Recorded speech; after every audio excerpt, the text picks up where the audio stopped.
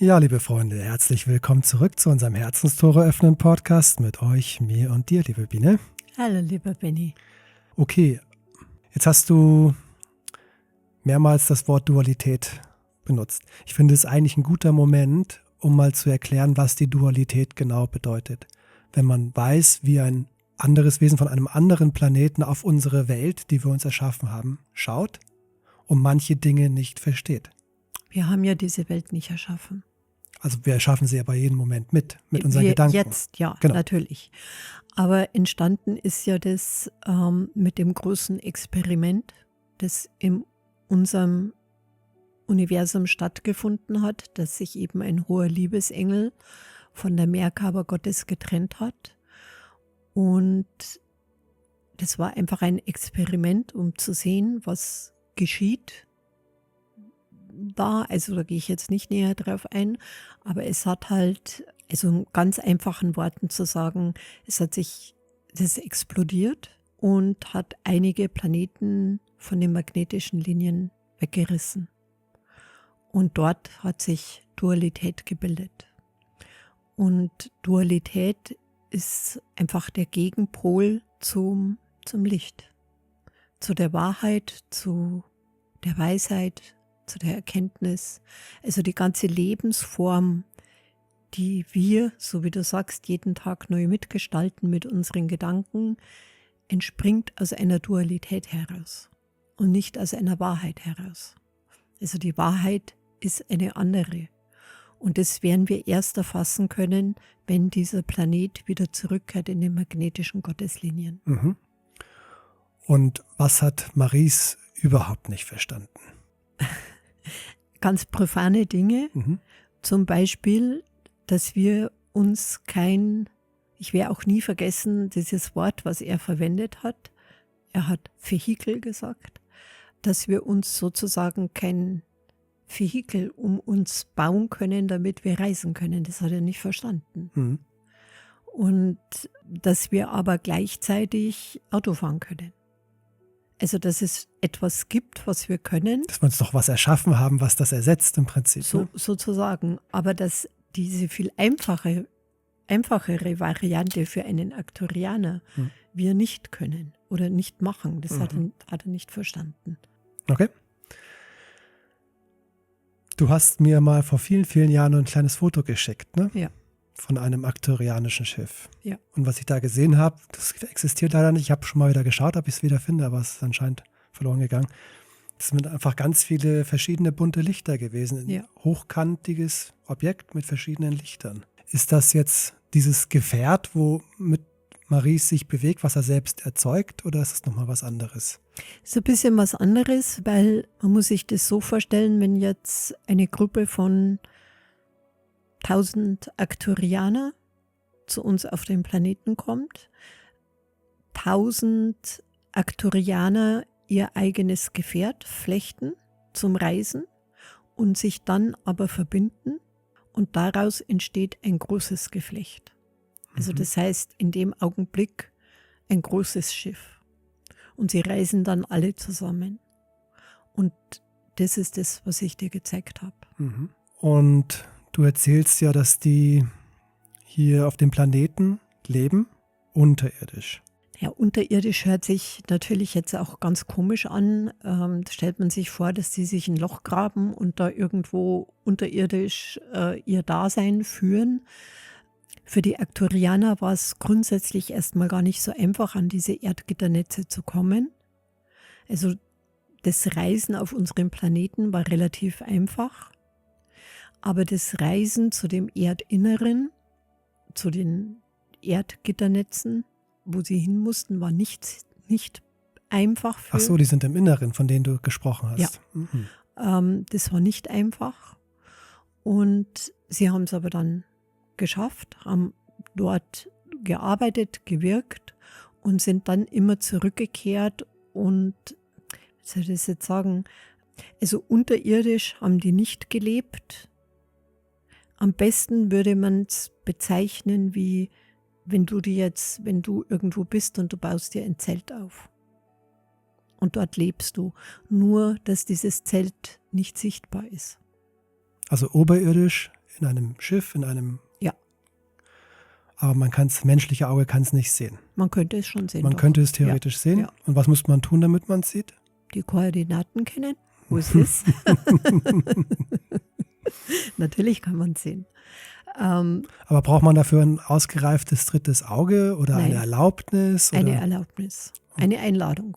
Mhm. Eine Erlaubnis. Und diese Einladung beruht die darauf, dass du besonders tief in der Wirklichkeit leben musst, in deinem Herzen, in deiner Seele, in deinem Lichtkörper, damit du die Erlaubnis bekommst, die Einladung? Oder was sind die Voraussetzungen? So denken Aktorianer nicht. Ja, erklär's.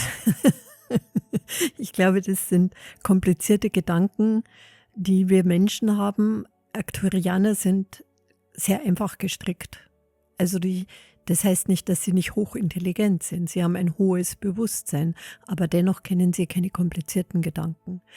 Beim Aktorianer wäre wichtig, dass sie die Liebe spüren, die Absicht, die dahinter steht und dass sie willkommen sind. Also dass sie willkommen sind, dass man nicht zweifelt. Also das wären eigentlich die Bedingungen. Und suchen Sie diesen Kontakt? Suchen Sie Menschen, die Sie sehen können oder eher lieber nicht? Also sie bleiben schon unter sich, weil sie nach wie vor mit Dualität nicht wirklich zurechtkommen. Also man könnte jetzt, also wenn man menschliche Beispiele erzählt, Benny, gell, dann wäre es vielleicht so, als wenn du von Afrika einen Masai holst und den in New York abstellst. Ja, überwältigend. Ja, und sie sind ja nicht da, um uns Menschen kennenzulernen, sondern um uns Menschen zu unterstützen. Und es hat auch lange Zeit gedauert und ich habe viel drum gebeten. Und Maurice hat ja dann auch einige Channelings gegeben. Sehr, sehr schöne Botschaften an uns Menschen. Also ich finde, es waren oftmals wirklich sehr, sehr schöne Botschaften, weil sie sehr menschlich gehalten waren. Ja, und lustig. Und teilweise humorvoll, ja, da kam sein Humor auch durch. Also ich kann nur sagen, es sind so ein außergewöhnlich liebevolles Volk und ich kann es auch daran sehen, weil die Naturgeister mit ihnen zusammen sind. Also Naturgeister unterstützen manchmal den Prozess der Aktorianer. Ja, so diese Erdarbeit, ne? Ja. Erdheilarbeit.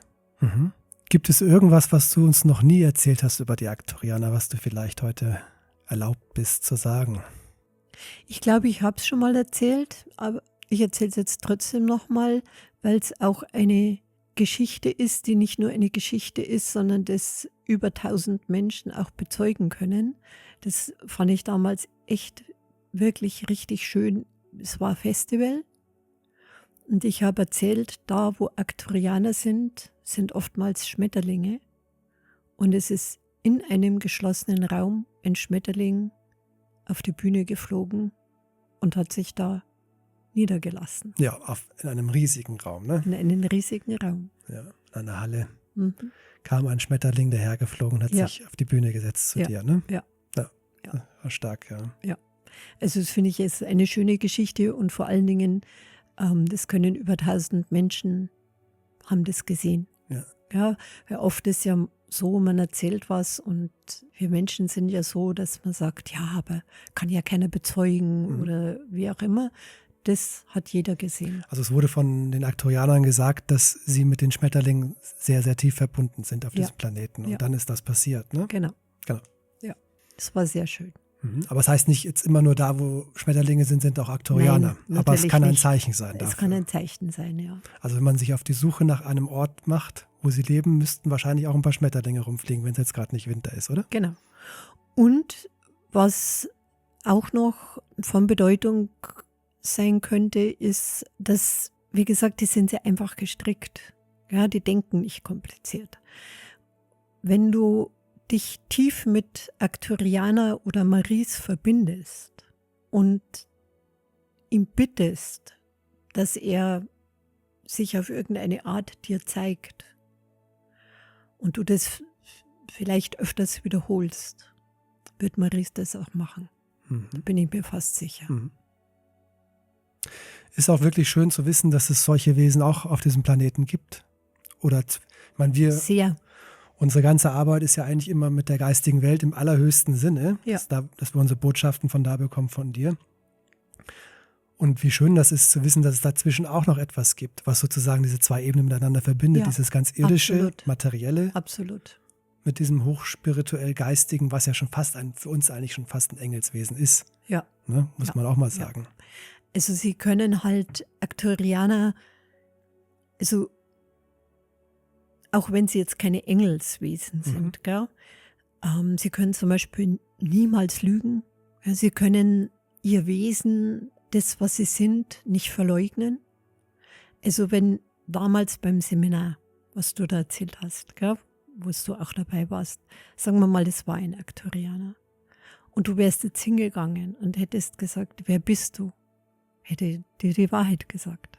Der war öfter da, oder? Kann das sein? Ich glaube schon, ja. Der war. Ja, der war öfters da. Weißt du, was die Arcturianer sonst noch auf dem Planeten tun, mal abgesehen von etwas Gitternetze? Ich meine, das ist auch sehr abstrakt, wenn du sowas sagst. Gitternetze.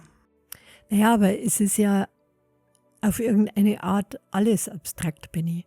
Also egal, was ich jetzt da erzähle, was Arcturianer machen, wenn ich jetzt sage, die reisen in die Kristallbibliotheken, um auch das zu stärken, oder zu den goldenen Wundern oder betten Kristalle ein, verbinden Kristalle miteinander, ist alles irgendwie ein bisschen abstrakt. Gell? Ja. Also ich glaube, dass man einfach offen sein muss für das, dass es etwas gibt, was nicht menschlich ist und existiert. Und jetzt über Weihnachten hat der Heiko, ich weiß jetzt nicht mehr genau, wo er das gesehen hat, aber er hat sich irgendwie was angeschaut und da war einer ehemaliger, ich weiß nicht, ob der jetzt FBI oder CIA oder irgendwas, und der hat eben geschrieben über diese fremden Wesen mit Raumschiffe. Und dass es das gibt, ist ja kein Geheimnis mehr. Ja, also das wird ja nicht mal mehr von der Regierung verleugnet. Aber wir Menschen suchen halt immer nach Antworten. Wir wollen es verstehen. Und das liegt halt einfach leider außerhalb unseres Verstandes. Ja, unsere Realität. Wir versuchen es mit unserer Realität irgendwie mal zu erklären. Und dadurch bleibt es auch so abstrakt, weil wir es uns nicht erlauben, weil es ist, ja. Genau, du hast ja das Wort Kristallbibliotheken genannt. Es ist auch ein sehr bildliches Wort. Was ist denn das eigentlich, wenn man dann ist vielleicht nicht ganz so abstrakt?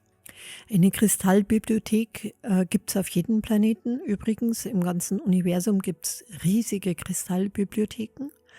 Und bei uns ist die Kristallbibliothek jetzt ein bisschen etwas anderes. Aber du musst dir vorstellen, wo es auf unserem Planeten die große Explosion gegeben hat. Und sozusagen die Energie sich verwandelt hat. Also der Fall in die Dualität. Der Fall in die Dualität hat es natürlich Felder gegeben, die nicht betroffen sind. Und diese Felder nennt man Kristallbibliotheken. Dort werden praktisch diese lichten Energien voller Weisheit eingebettet. Also sie werden gespeichert, damit es nicht verloren geht. Das ist natürlich auch ein riesiges und spannendes Thema vor allem noch. Ne? Ja. Können wir vielleicht auch mal einen Podcast drüber machen. Ja. Gibt es ja einiges zu erzählen. Ich meine, da müsste man mal die Leute fragen, die den Podcast hören, was ich immer recht schön finde, wenn ich so die Kommentare lese, was sie denn auch interessieren würde. Ja, über was sie gern hören würden, also über was wir sprechen sollen. Naja, ein bisschen was habe ich ja aufgeschrieben. Ja. Weil ich glaube, die meisten oder die Neuen zumindest können sich auch gar nicht wirklich vorstellen, was da möglich wäre. Ne? Ja, das stimmt natürlich auch wieder. Wenn es irgendetwas gäbe, was du einem UFO-Forscher mitgeben kannst auf den Weg, damit sein Leben vielleicht noch etwas erfüllter ist, was würdest du da sagen? Ich glaube, dass es wichtig wäre, loszulassen vom alten Denken, wie etwas funktioniert und die Kraft und Energie nutzen, die in uns ist. Um vielleicht in Kontakt zu gehen, meinst du? Benni, wir wagen uns jetzt in einem Bereich vor, wo ich sagen Oder weil ich ja auch immer ehrlich antworten will, vielleicht sagen kann, vielleicht bin ich auch schon mal gefragt worden. Von wem jetzt? Von einem UFO-Forscher, möglich. Und?